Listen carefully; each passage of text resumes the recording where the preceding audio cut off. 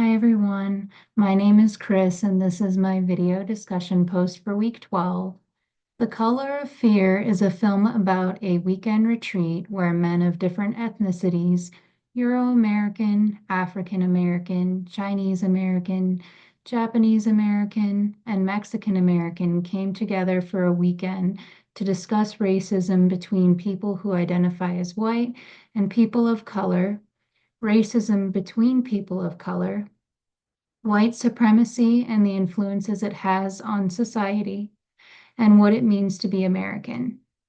A key theme within the film was what is racism and what does it look like?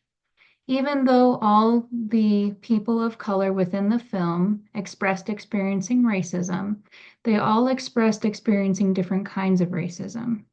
An African American expressed feeling uncomfortable in the country versus in the cities where they felt there were more people of color and it was less intimidating, while a Mexican American expressed feeling uncomfortable driving through Texas.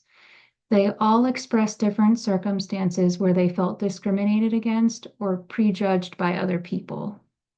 A few expressed that people in society treated them as if all Blacks, Hispanics, or Asians are the same and being hurt by these assumptions. Another key theme was white supremacy, what this looks like, and the impact it has on people of color. Several of the people of color in the film express that people who are white are often unaware of white supremacy because they do not have the same daily obstacles to overcome as people of color. They also stated that people who are white have had what they have handed down to them by their ancestors.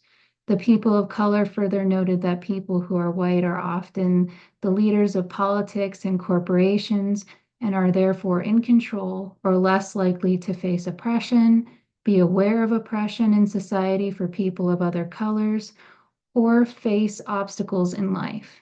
The people of color expressed not only how white supremacy affects them, but how white supremacy affects how they see and treat each other. They expressed how society has convinced them that the goal is to be as lightly skinned as possible. The lighter one's skin, the more likely you are to be treated better.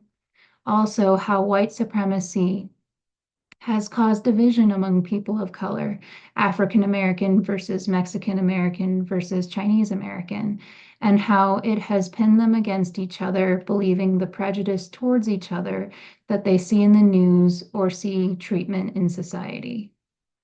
They discussed how instead of letting these issues divide them, that they should unite to educate and end racism.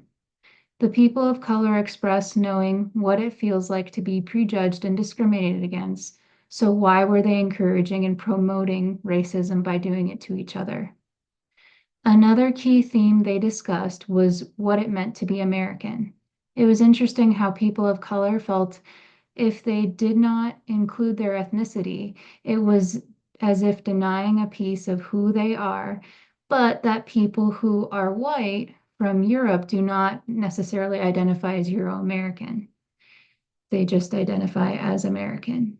It was interesting how they discussed that American was not an identity, that they felt you had to deny or leave behind your true ethnicity to identify as American.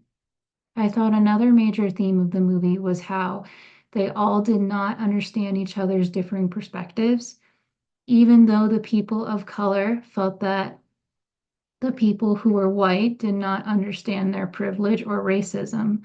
Over the weekend, the people of color learned that even though the people who are white did not experience their experiences, the people who are white did not necessarily have easy lives either.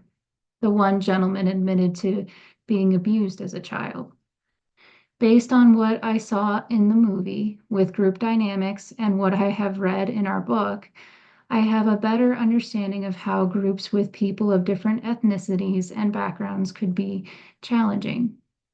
The main discussion that really stood out to me was when the Caucasian gentleman stated, "You are American, so just be American." The gentleman who was Chinese American told him that that was offensive because he felt that he was denying that he was also Chinese. The group dynamics of people willing to share their thoughts towards racism and how it made the members sad, angry, and felt unheard at moments just shows how in practice people in group may not be willing to share because they may feel another member may not understand or may judge them. Also, a person in group may innocently say a comment in group with no intention of judging or offending someone, and it may unintentionally offend them. Therefore, this shows us the importance of encouraging that dialogue of having different members tell other members how they are making them feel because they may not know, and having them work through that conflict. This is not just helpful for the group to be cohesive and to work together, but also to help individuals identify the areas they need to work on as individuals.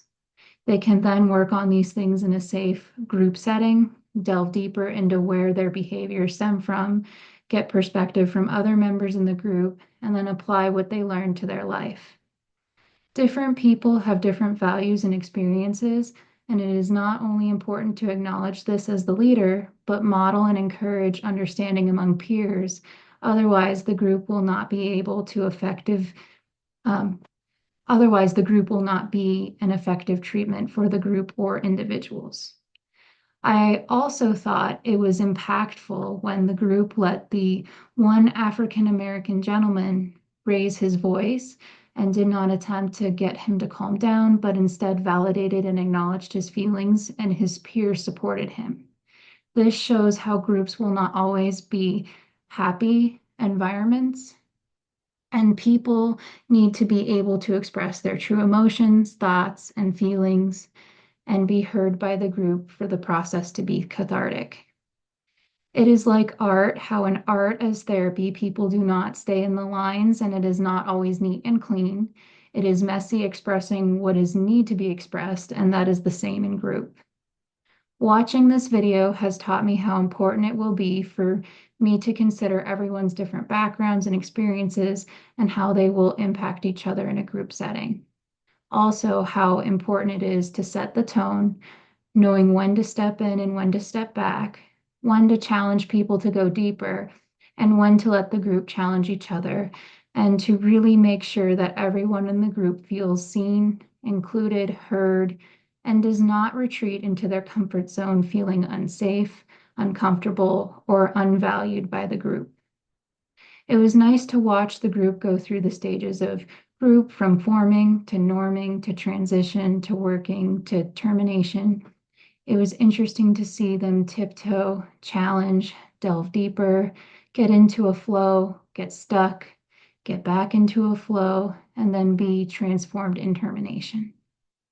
Different cultures express emotions differently, have different body languages, have different ways of interacting, expressing, feeling, and viewing the world, often not in the individualistic way of Western cultures. So it is important to really understand participants' perspectives and how they respond to know what methods may work best, and finding ways to approach topics in a sensitive and respectful way for everyone.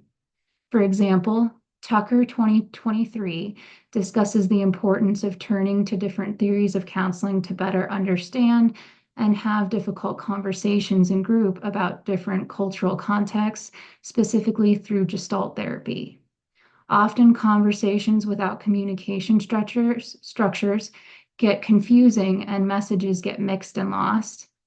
The structure of Gestalt can provide containment and safety to participants through genuine dialogue so they can stay in conversation and find a way forward with others, even in conflicting or heated situations. This movie opened my eyes to the differing perspectives of people of color and what they go through with racism and white supremacy on a daily basis. Everyone has differing perspectives and ways of life, so I appreciate listening to them and having a better understanding of their perspective as someone who did not understand and does not go through what they go through in an ethnic regard. It bothered me to hear how they feel and what they go through on a regular basis.